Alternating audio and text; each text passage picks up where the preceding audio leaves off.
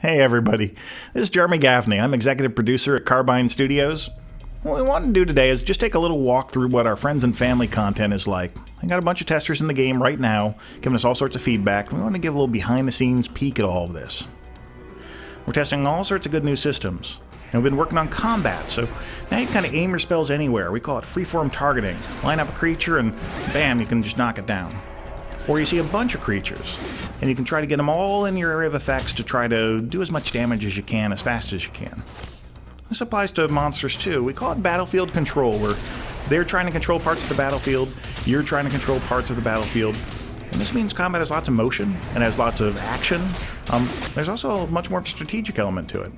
So even in a one-on-one fight, you're getting creatures that are trying to take away parts of the battlefield while you're trying to do as much damage as you can to them, as fast as you can. And this applies even in the low levels. You know, this is in our level 6 through 10 zone. You're already starting to see big fights, tough creatures.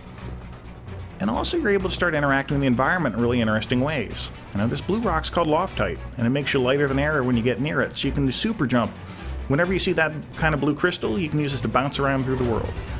And we've hidden all sorts of things in the environment where this is one of our stealth classes. They sneak up to a crate, they set off the fireworks, now it starts damaging everything in the area so that you can leap in and attack it, and like a little advantage in combat for learning about the environment.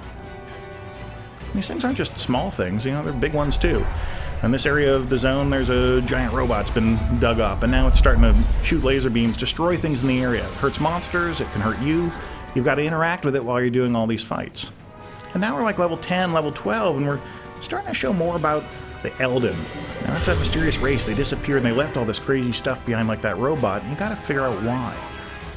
So we talked about paths already. You know, this is your playstyle.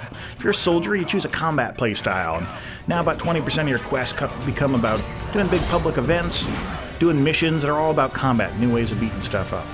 Or you're an explorer. Now that same percentage of content becomes about sneaking up and dodging avalanches and trying to find the highest vistas in the zones.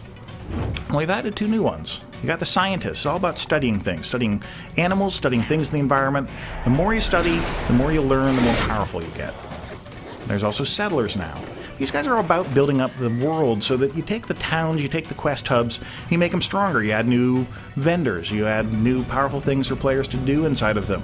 In this case, adding a mount vendor, you can extend the taxi system. So let's talk environments. This is Gallerus. This zone's maybe level 10 through level 20. What we try to do is give you all sorts of different environments within it to be able to play in. This means different puzzles hidden in different places. It means different visual styles throughout the zone. Some areas are dark and brooding and nasty. Some areas are lighter or happier. What we're really trying to do is make sure you don't get bored.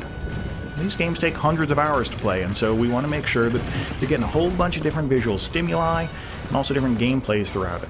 So here's a big battlefield, and you're fighting for control of one of the cities in the zone. And what this means is that you're having a different kind of experience here than you are elsewhere, and we keep on varying this up.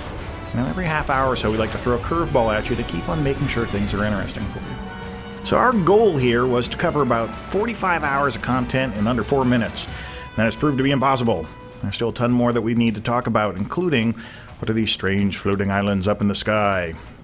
So keep an eye on our WildStar Wednesdays. We love interacting with our fans, and so we'll just keep on putting up more and more information and listening to you, the fan. Thank you very much.